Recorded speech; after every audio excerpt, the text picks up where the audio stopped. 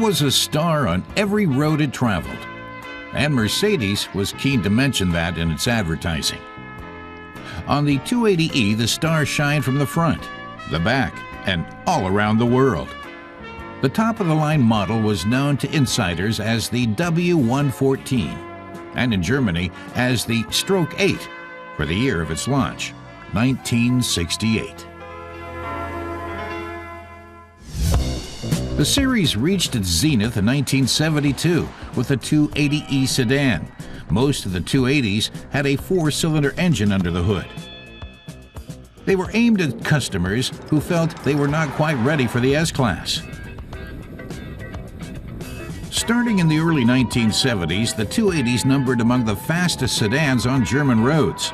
A newly developed 2.8-liter six-cylinder engine gave the sedan a, for the time, impressive 185 horsepower and broke the key 200-kilometer-an-hour mark. Mercedes marketed the W114 and 115 series as the new generation models, and in fact they were thoroughly new, with a newly engineered chassis, an emphasis on quality, durability, and a high passive safety. The gasoline and diesel offerings range from a decidedly plodding 54 horsepower up to the sporting 185 horsepower six-cylinder gasoline engine. The 280s were bestsellers with nearly 2 million units sold in about 7 years, almost as many as all the post-war Mercedes passenger cars before it put together.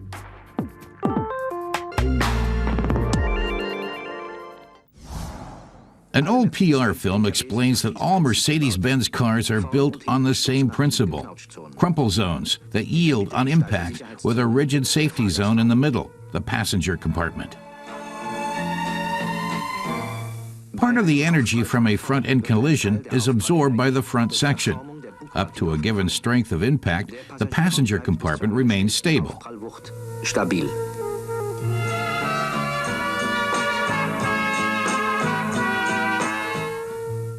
The same applies in a rear-end collision. The impact crushes the rear end, while the safety zone remains functional. The passenger compartment's doors can still be opened.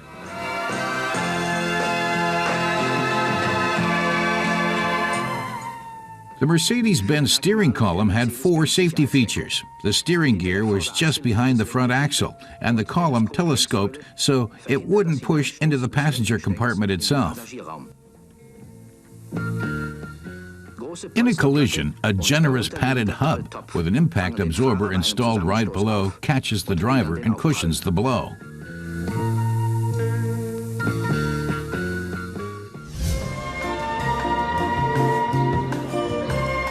So the 280's occupants could rest assured they were well protected, and in this model, nicely pampered, with luxury appointments including real leather upholstery and air conditioning.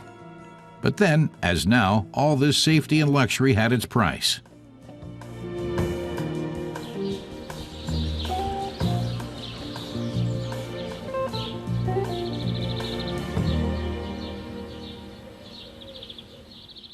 Marcus Diamant notes that what's special about this particular car was the combination of performance and features. It was in most respects outfitted like an S-Class with genuine leather, air conditioning, electric windows, and a sunroof, every feature available at that time. This was no cushy status symbol for the senior citizenry. The 280e's engine performance could hold its own with any sports car of the 70s. The sedan moved from 0 to 100 kilometers per hour in 9 seconds, with a top speed of 200 kilometers per hour. But the six-cylinder guzzled 14 liters of gas for every 100 kilometers. A newly designed straight six-cylinder with dual overhead camshafts was the biggest engine made for the series. It was powerful and achieved RPMs, rather unusual for Mercedes. The engine was also used in the sporty S, L, and S classes.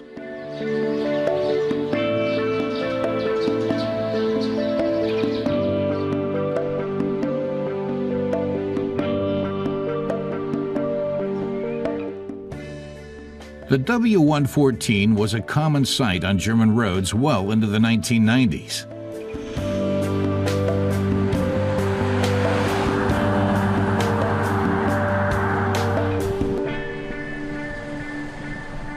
Marcos Diamant says the car was one of Mercedes' most popular, and yet on closer inspection, it proves to be an exceptionally fine model that still draws appreciative looks on the streets.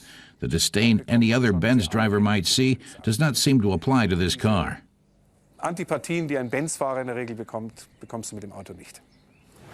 Today, a 280 in good condition can go for upwards of 14,000 euros. One with lots of extras like this one would fetch considerably more.